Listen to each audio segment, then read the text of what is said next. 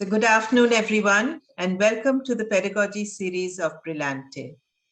Brillante is not only a piano competition showcasing young musicians, but also believes that good pedagogy is the base of any great teacher or performer. This pedagogy series that it runs along with the competition provides teachers and performers with the opportunity to stay better informed and also to get tips on their teaching and learning. Today's presentation is all about teaching young learners, its challenges and joys. Our presenter today, Lavania Kumar, a young musician from Chennai, joins us to present this webinar. Lavania studied piano performance with concert pianist David Quigley from the Birmingham Conservatoire in the UK, and later with Professor Boris in Singapore. She moved to Chennai in 2017, and hold your horses while I take you through all her accomplishments. She has a fellowship from the Associated Board of the Royal Schools of Music, an LTCL from Trinity in performance, and a teaching diploma, LLCM, from LCM. She has distinguished herself as both a performer and a pedagogue since returning to Chennai in 2017. Currently, she is part of the piano faculty at the KM Music Conservatoire, as well as artistic director of KM Piano Ensemble and the KM Bollywood Ensemble. A very warm welcome, Lavania. We are thrilled to have you here today. Thank you very much, Anjali. A pleasure. So I'm going to ask you a very obvious question to start off with. Which do you prefer, performing or teaching? I would say teaching. I love teaching. Yes, performing, but I absolutely love teaching, Anjali. That is wonderful. So you're a rare combination of the best things in music learning and teaching. So today, Lavania is going to take us through teaching young learners and all the important elements that teachers and learners need to be aware of when going through the process of music learning. So I know she has a lot of information to share with you. We will take questions in case you would like to ask them in between. Just wait for a little break. Just to tell you that we will have a PowerPoint presentation which will be followed by another presentation, not a PowerPoint presentation, but Lavania will talk about the different styles of music and what you need to be aware of when learning or teaching those. So if you have a question, you could also put it in the chat box and we could take it whenever there is a moment in between. So I'll hand over to you now, Lavania. The floor is yours. Thank you very much. Good afternoon, everyone, and welcome to this session. I am very privileged and happy to be able to share over 20 years of music teaching with all of you. Now, every teacher has their own unique approach to teaching. There is no one fixed way of teaching a young learner. And I would like to share my personal experience with you. But I think we can all say that as teachers, we share one aim: to inspire the young learner and to share our love of music with them. So I would like to start today's presentation with a PowerPoint presentation and then a short demonstration on how my approach to teaching is. So, right, when Kyo approached me, she said she wanted me to aim this presentation at 10 to 16 years old young learners, which is quite a difficult age group because one, academically they are challenged in school, They are teenagers. They are going through the ups and downs of life. And also you have a wide range of abilities in this age group. So for example, you might have a 12-year-old who has just started to play the piano.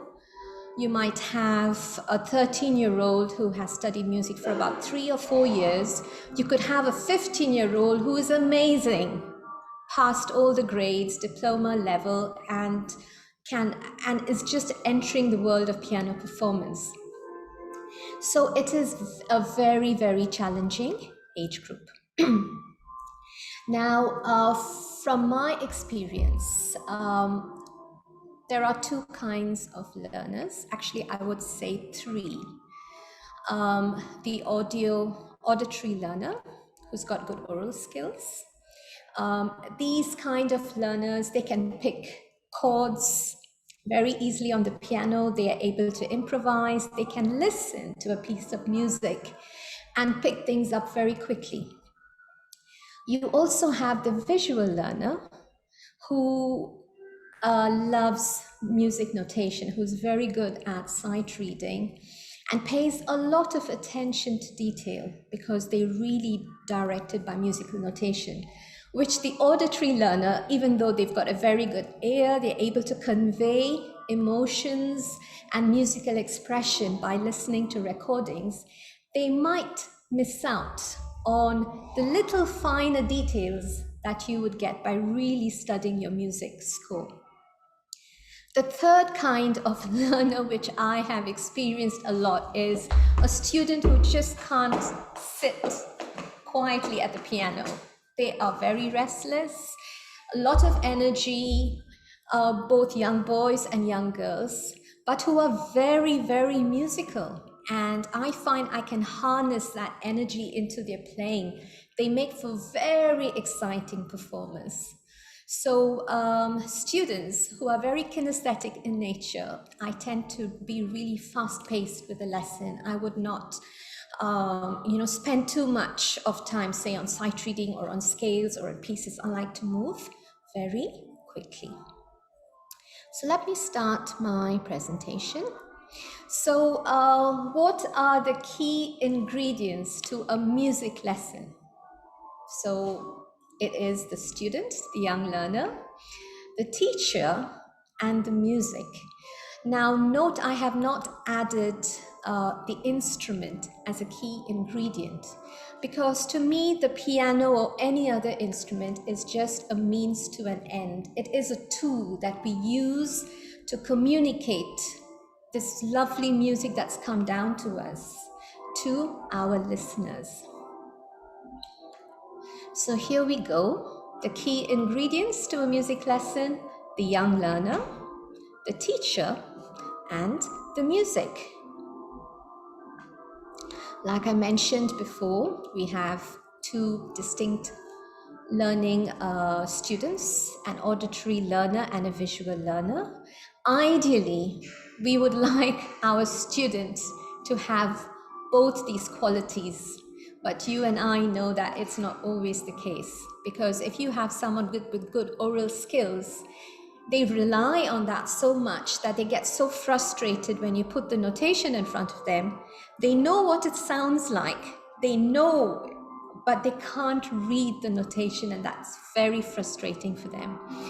Also, a lot of the beginner tutorial books are aimed towards the visual learner. So the auditory learner can play a lot of things, but they're still learning the basic notes, and that can be very frustrating for them. So an auditory learner, as you all might know, they can figure out tunes very easily on the piano and chords just by listening. And if you have a more advanced student playing advanced repertoire, they can listen to recordings of good pianists and pick up all the little nuances, musical expression, dynamics, a little something. They will also have the ability to listen to different recordings and pick up what they think would be nice in their performance. So these are good qualities. Now you have the visual learner is excellent at memorizing patterns both on the keyboard and on sheet music. And they are students who go quickly through the beginner books. You know, they go through book 1, book 2, book 3 very quickly. They have no problems there. And they analyze the music better as well. So if you have a more advanced student, they might analyze, okay, they look at the score, they might analyze what chords we use. They would pay more attention to details like finger numbers. So they go about it in a very methodical way and very systematic and a good eye for detail, which an auditory learner might miss out. So if you have music which is quite complex, you can't always rely on your ear or recordings. You need to be able to look at the score. Now, what can the auditory learner learn from the visual learner? So the auditory learner, if you have a student who's got such a good ear for music, you could maybe give them more sight reading to do. You could give them simple pieces, not very advanced, just to make them feel more confident. And the good thing about reading notation is that it will make the student pay attention to detail, pay attention to the music technique. They know that they have to get a particular sound, but they're not sure how to get it. So by looking at the music, they can pay more attention to finger numbers, to detail, to dynamic markings, and to piano technique. Now, what can the visual learn from the auditory learner?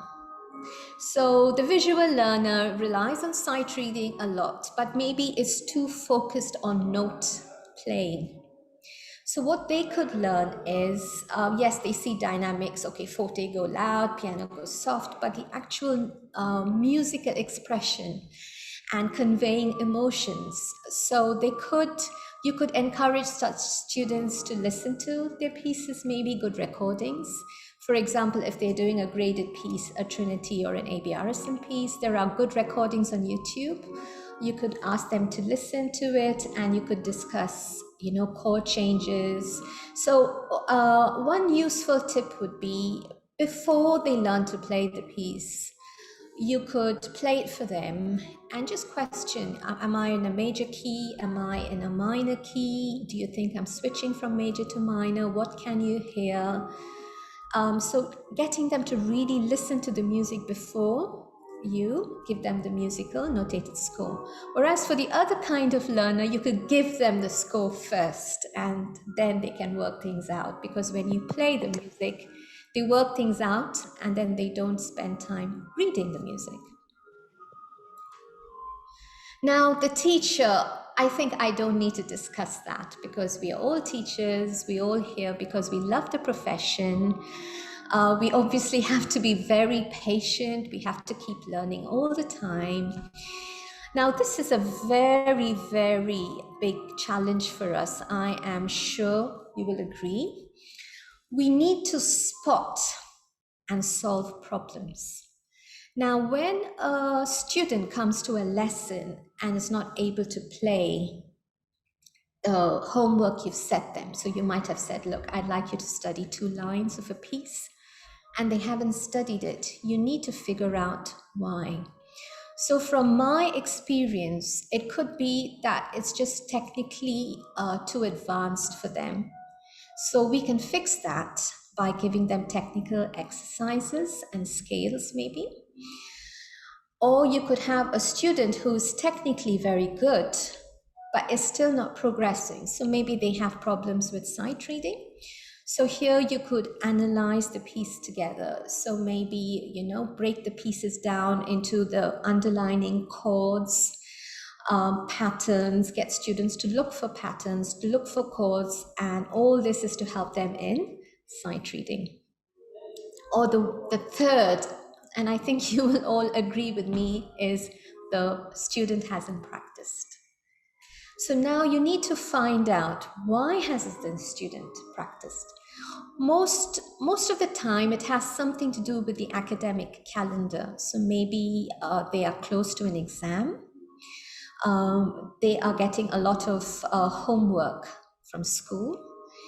They're quite stressed about that.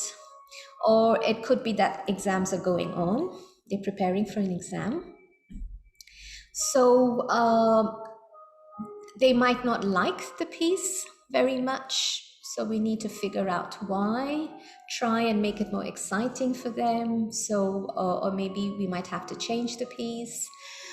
So I always find when I teach, I always keep a close eye on what they do in school. And accordingly, I plan goals. So if it is an exam, for example, it could be maybe they might finish their year 10 and you have year 11 where they're quite free, and then they go into year 12. So you know they've got that year where they can sit an exam or a recital. So I will work towards that. So it's very useful to know when they go on holidays, because we might discuss with the student, okay, let's do the exam on XY date. And all of a sudden they go on holiday before that and they've forgotten to tell you that. So these are things that it's very good to be involved a little bit in their personal life and in their academic life as well, because it makes it much easier for us. So I find this a big challenge. Now, yes, I think most of us, we should be able to play pieces in all the different periods of music, but you might not want to teach classical music. You might want to teach popular songs. It really depends on what it is you want to do. Now, the music is everything. So just a second, let me just close the door, just 1 minute.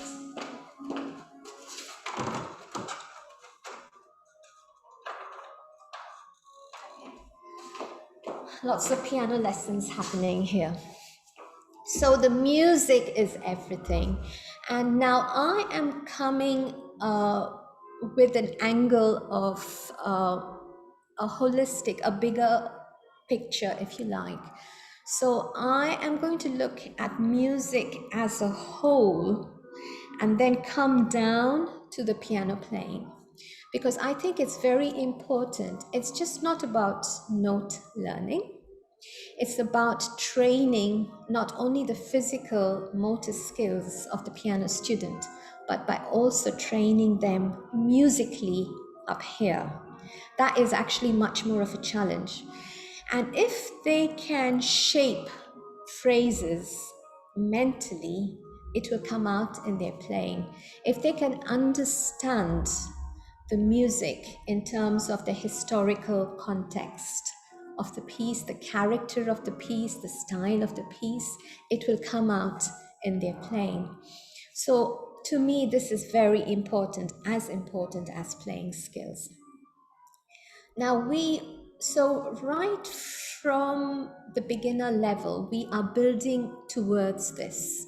So we're talking about basic theory knowledge, music appreciation, music interpretation. So we start right from the beginner level.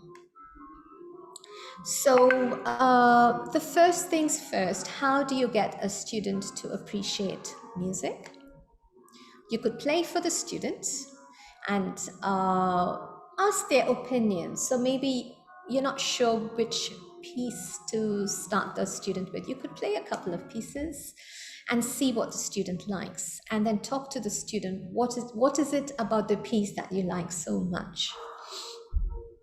Now with technology, we can watch YouTube videos together of famous concert pianists, listening to good recordings. Now the word good recordings is very important, because there are some horrible recordings out there as well. And now with the COVID, we have a lot of online competitions, which is quite comforting for the student, because you do it in your own home. So why not encourage them?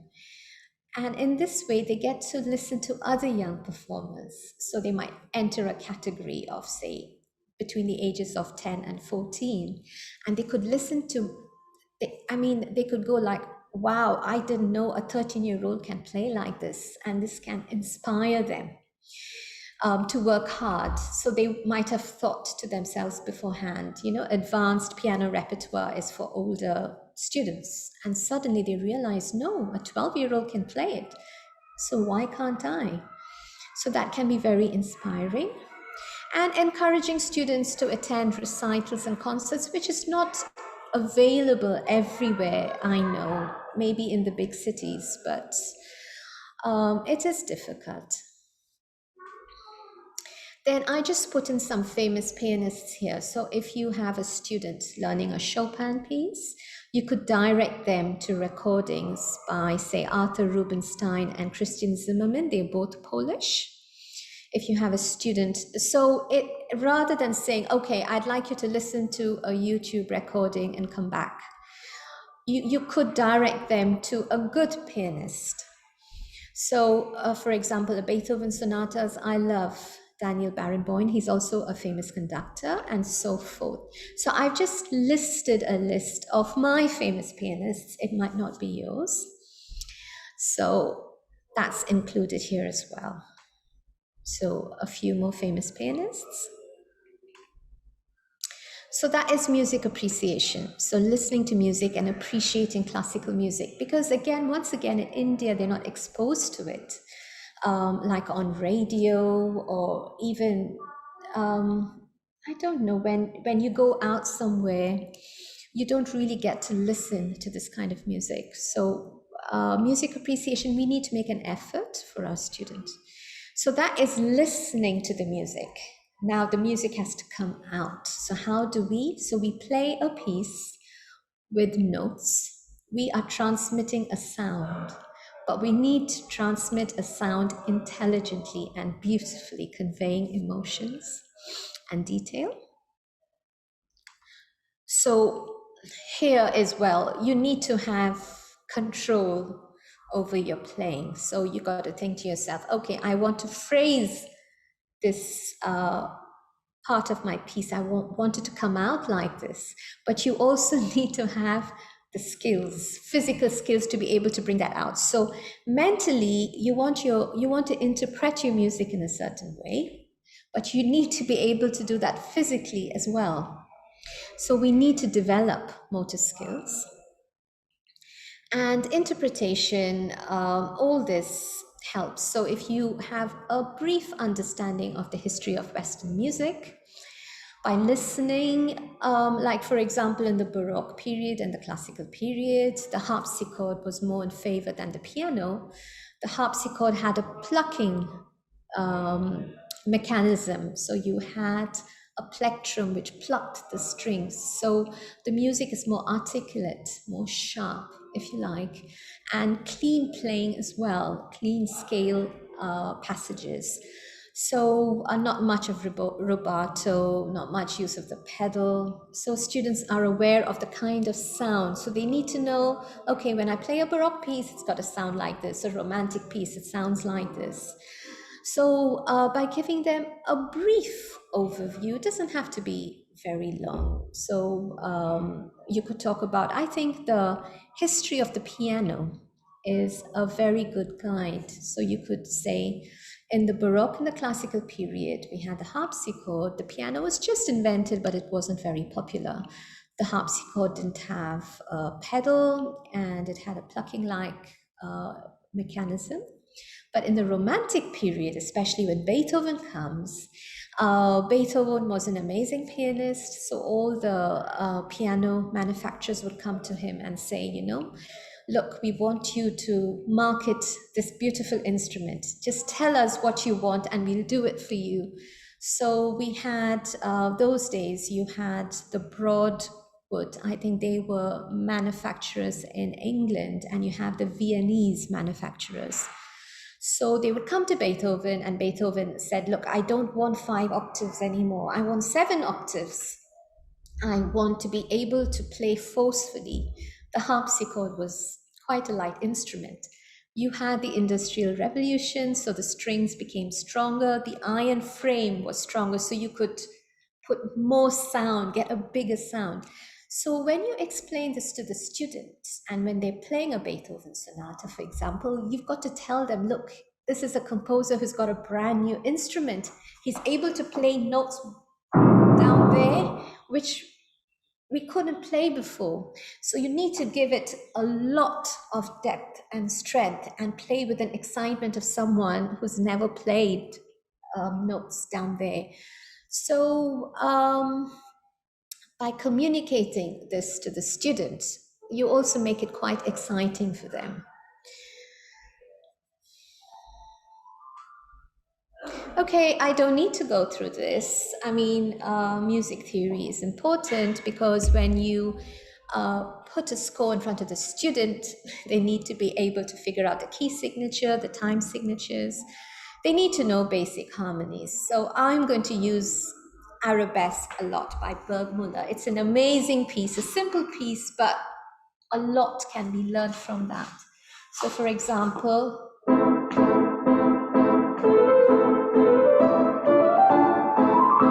so you could talk about A minor triad, A, C, E, and the right hand is also playing an A minor triad, but you're breaking this up, you see? So basic knowledge is important. It helps, especially a auditory learner who's going by ear. They know you've got to go up, the notes are going up, but they don't know which one. And then you explain to them it's A minor and show it to them on the score, and then they go, okay.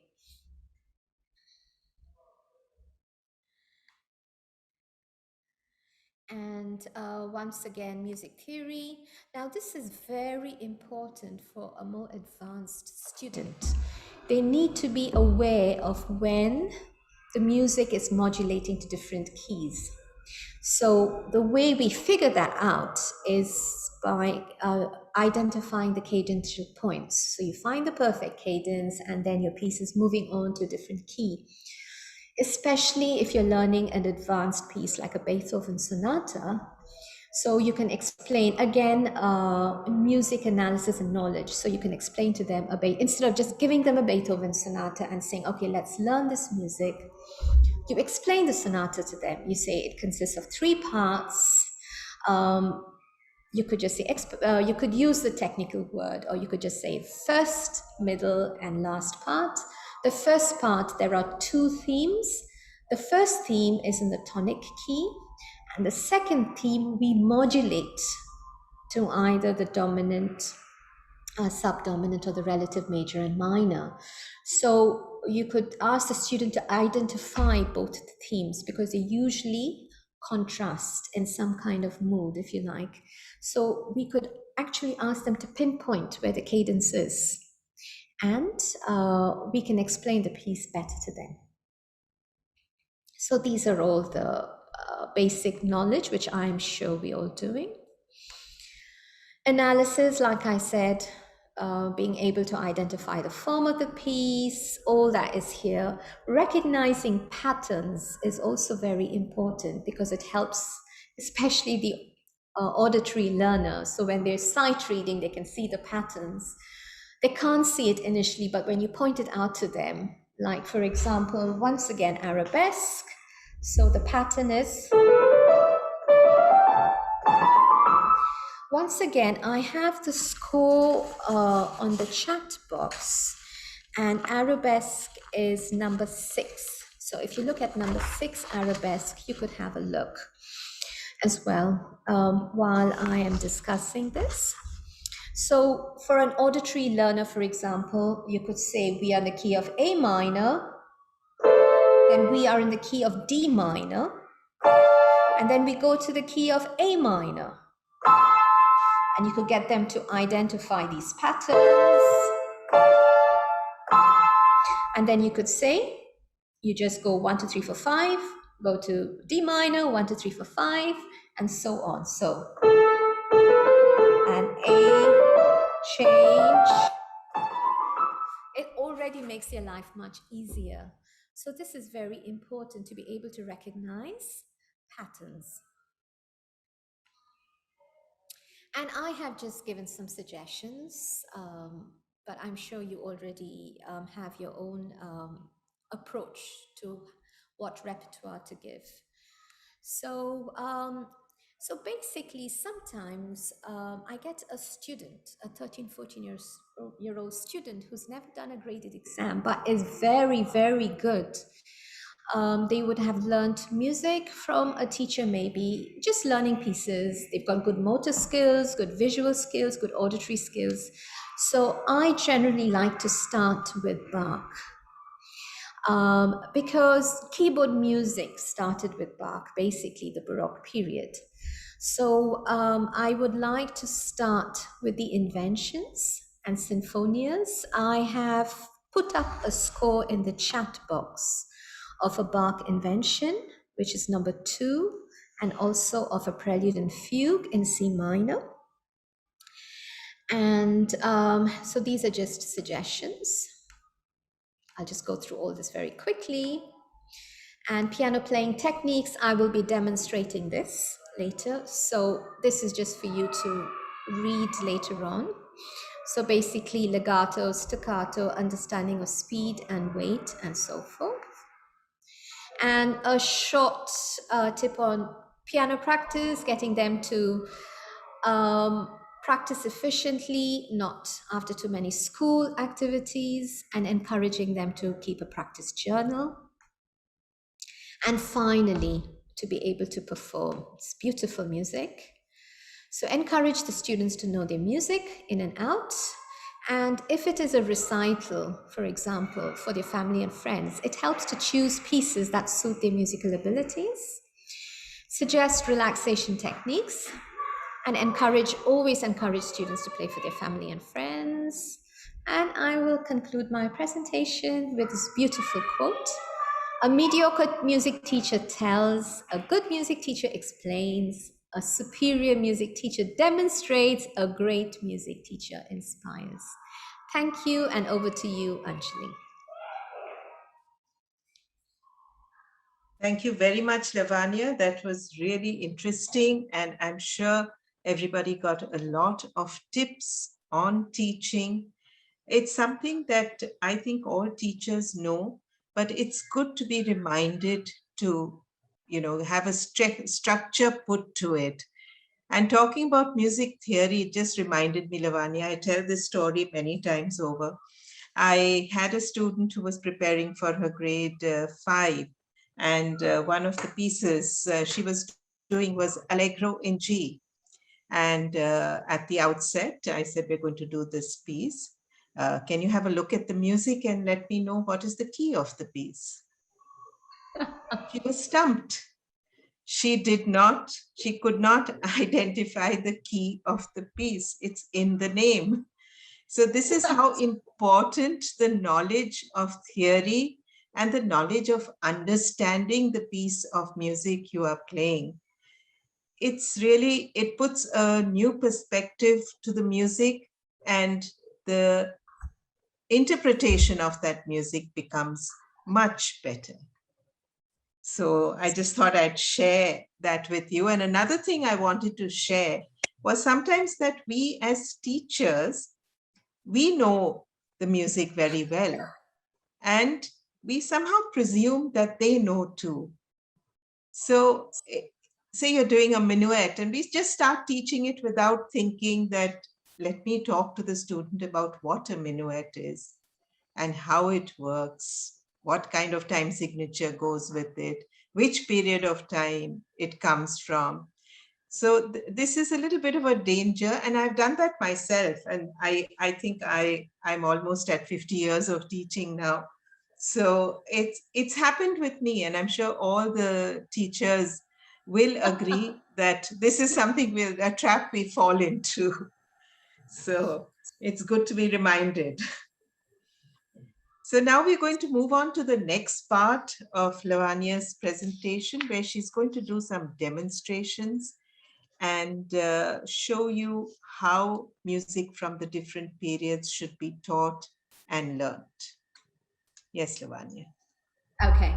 Now, again, different age groups, but I'll just use the hand-in exercises to just go through basic piano technique, which is like a toolbox you keep. and you use it as and when you need it. So what I like to do is get my student to put their hand on their knee.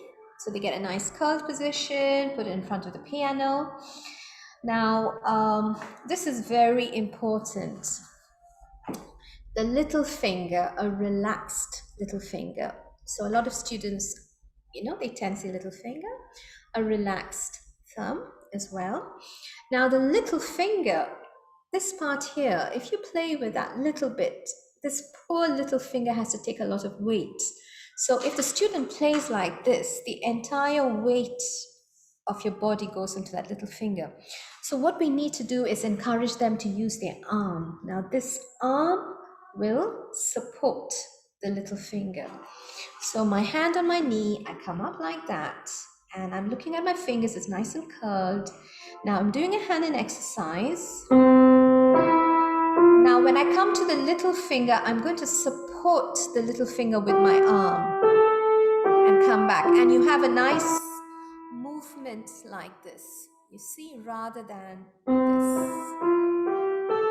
So just a horizontal, no vertical, just horizontal.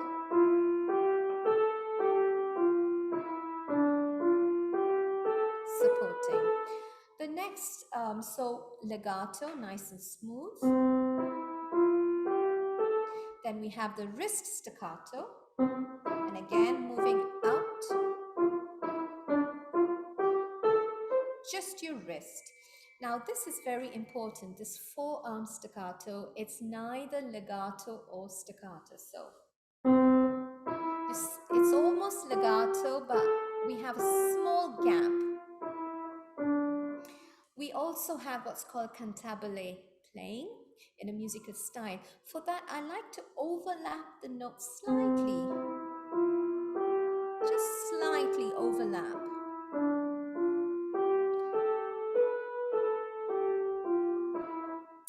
The other important technique would be jumps. Okay, so say I want to go from here to here. So I like to use one movement.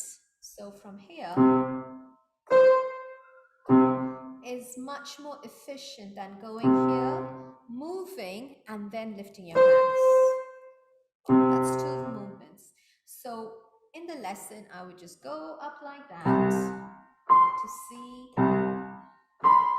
And I'm using my arm weight. If you look at my arm, it's nice and so you could encourage the student, no tension.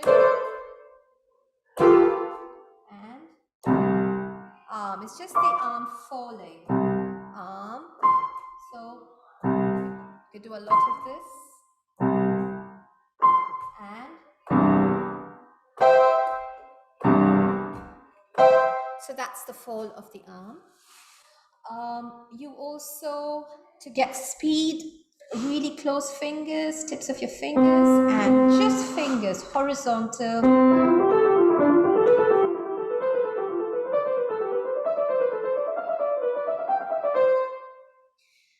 Now, that's our toolbox. Now, I'm just going to demonstrate with the arabesque. I love this piece.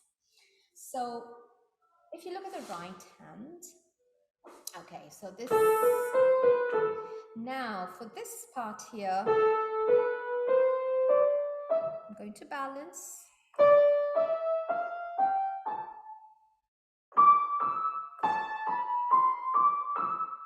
And here I've got a wrist, nice wrist staccato. But when I teach this first, I want students to be able to relax the arms. So I might,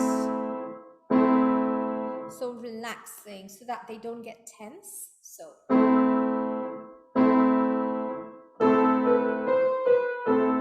And L. So always checking for tension as well.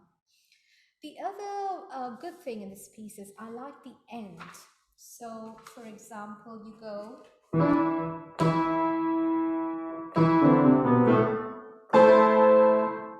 So from here, they have to jump. So. Again, from the A to the C. So.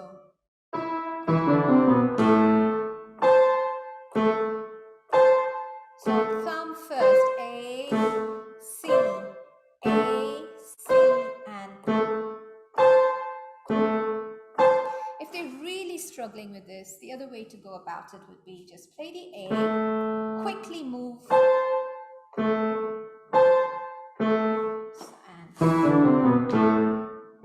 this is hard, little finger.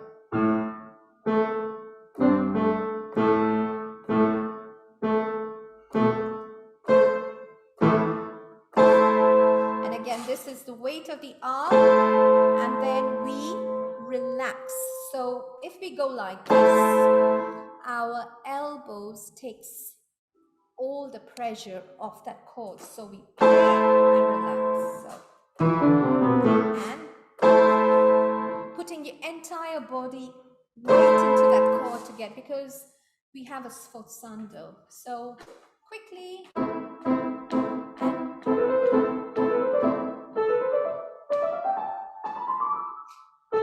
So the other thing, by moving your elbow, you're taking the weight off, so you get the phrasing as well. So the E is lighter as opposed to. So this is what we get. All the weight there. So this is a great piece to start with. And just moving on very quickly to an advanced student. Prelude and fugue. All the music is in the chat box. Okay. So I'm going to use the same principle as I did in the Hanon and the arabesque. So little fingers supported by the arm and just a horizontal movement. Nothing else, and fingers, very active fingers. What students tend to do is too much of wrist, so you will not get the speed. So supporting.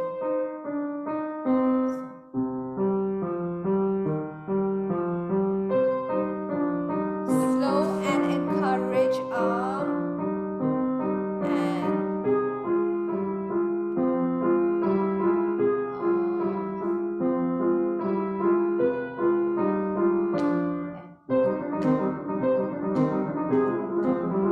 it becomes very easy. Now going on to the fugue. Recognition of pattern and demonstration of wrist staccato. So I like to make that note quite expressive. So from my toolbox, I am getting my forearm legato. So and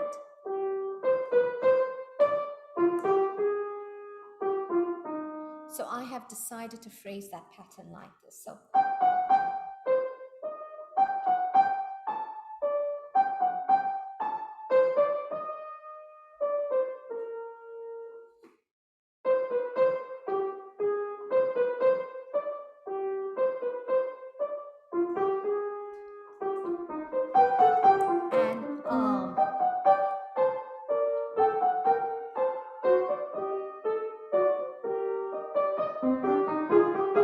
so on and so forth. Now, if the student is having problems with this, you could go really slowly. There are lots of ways of interpreting this fugue. You could go. So it's good to go through different recordings, discuss with the students, see what they like, and you can also put their input into it, because it's just that you need to be consistent with the pattern. So from a beginner's point of view, you could use the bar convention. Again, it's the same pattern. And legato. Using the same phrasing, legato. Sorry. So on and so forth. And Anjli, do you want me to carry on, because we're running out of time? So shall I just keep going, or would you like to say something? Yes, I think you should just keep going. Okay. So just very quickly, Alberti bass. The auditory learner has problems reading this, just do chords.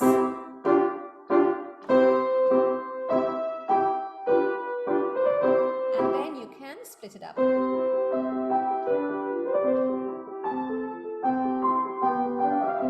Now, step and use. So I'm using that to phrase my left hand. And so.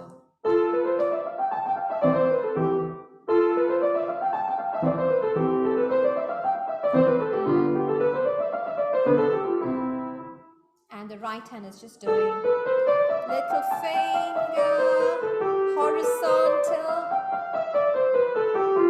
and so on. Okay, coming to the romantic period.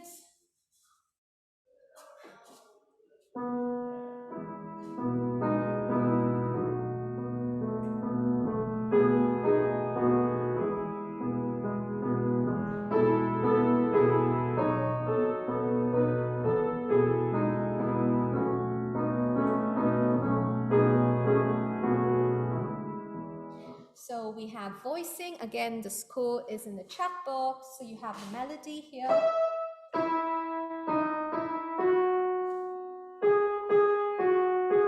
And you have the middle voice.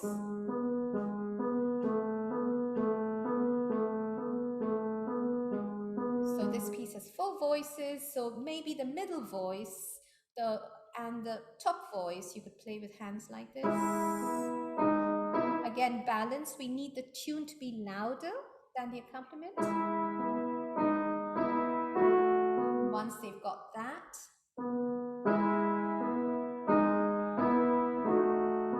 so what I would do for this,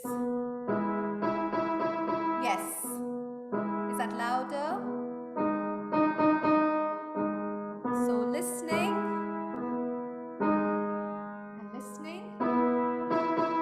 So actively balancing the melody with the accompaniment. And again, examples of this would be in the Moonlight Sonata and in, for more advanced, the Schubert Impromptu. And finally, just gentle arm weight. So an impressionistic piece. If you observe the score, there are tenuto marks, which I have marked. And then it's the part which goes like this. So I'm using my arm. Just the fall of the arm very gently to be expressive there.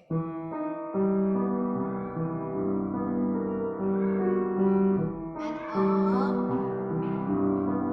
So getting the students relaxed arm. Then finally, my Argentinian dance has the same fall, but it's not as gentle, it's quick. So.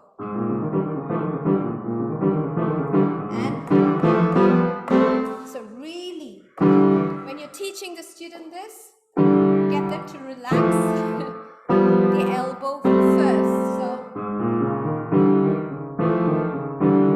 So get them to relax and then, but it's always relaxed, relaxed, relaxed. So, thank you, Anjali. Over to you. Thank you so much, Lavania. Wonderful tips there. I wish it was longer. Yes, we are a little out of time. So instead of me asking some questions, I'm going to open the floor to the participants. If you would like to ask your questions now, ask Lavania. Please go ahead. Anybody with any questions?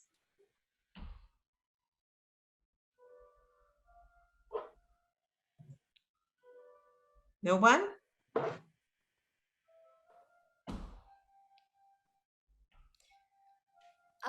Did any of you find this useful? Did you encounter the same problems I did? Any teaching experiences that you'd like to share?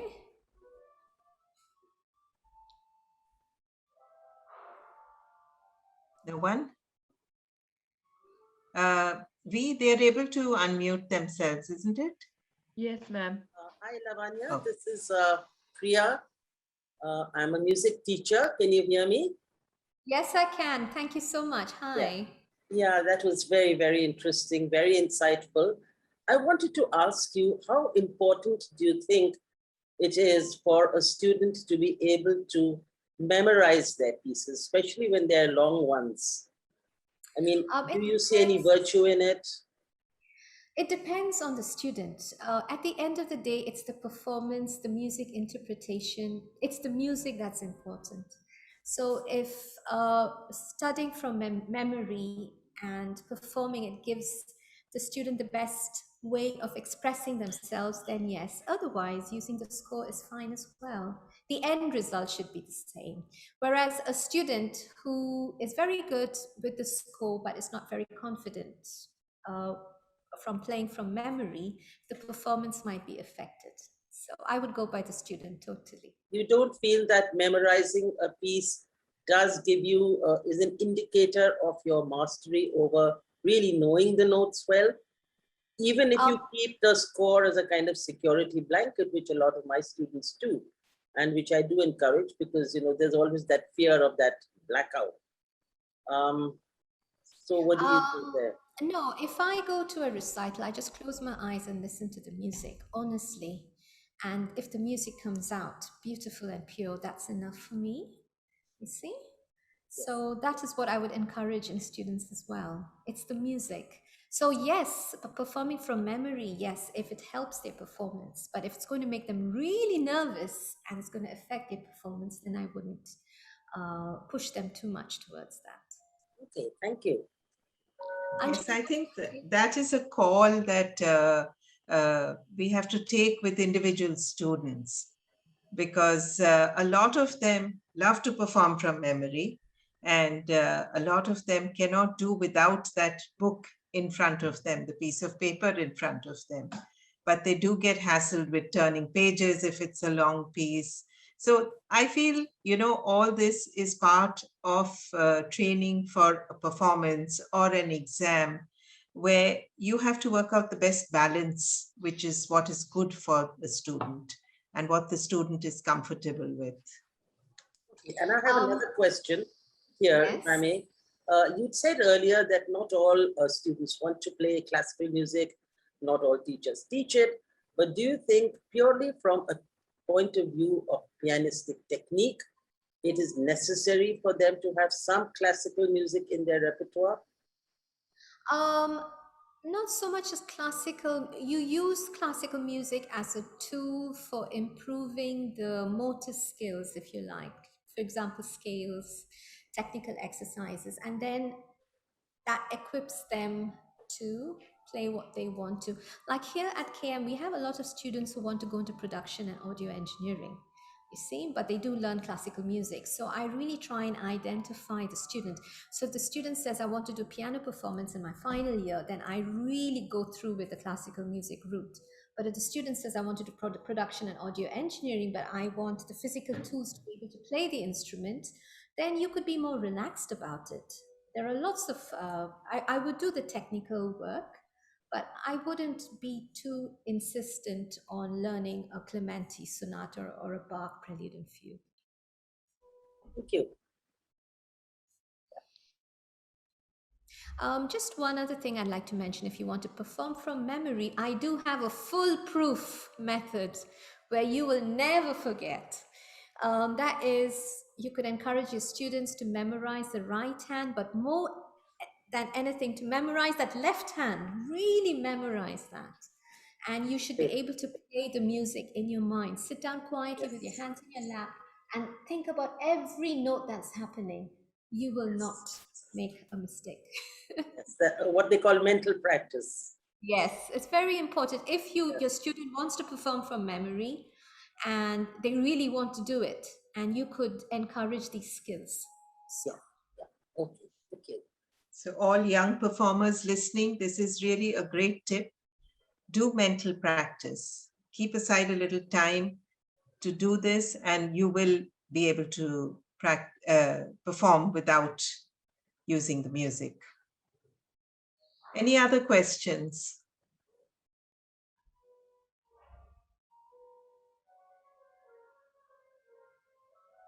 Okay. Any last words, Lavania, that you'd like to share with the students and teachers who are on this? Yes, just music.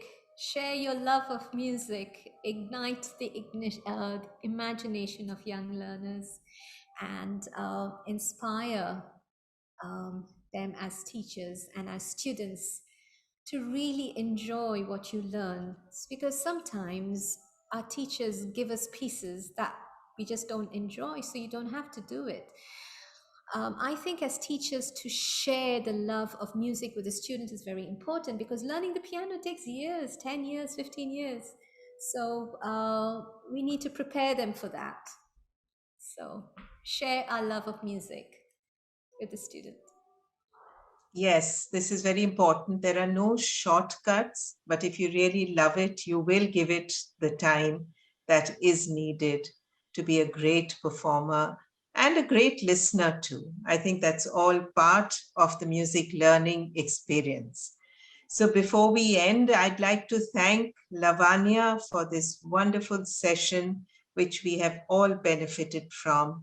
Some of us here may have been teaching longer than her, but as I always say, as teachers, we never stop learning. Yeah. And I'm sure we've picked up tips from her today to add to our repertoire of teaching. Kyo, thank you so much for this workshop and allowing Trinity to moderate this webinar. I did not introduce myself in the beginning. For those of you who don't know me, I am the academic head of Trinity College London, India, and we provide all the support to teachers as far as our syllabus goes. And I'm also myself a teacher for 50 years. I think you'll know my name, though I'm coming up as Brillante. I'm Anjli Mata. Thank you very much, everyone, for attending, and have a great evening ahead. Thank you, Lavania, once again for your time. Thank you very much, Anjli.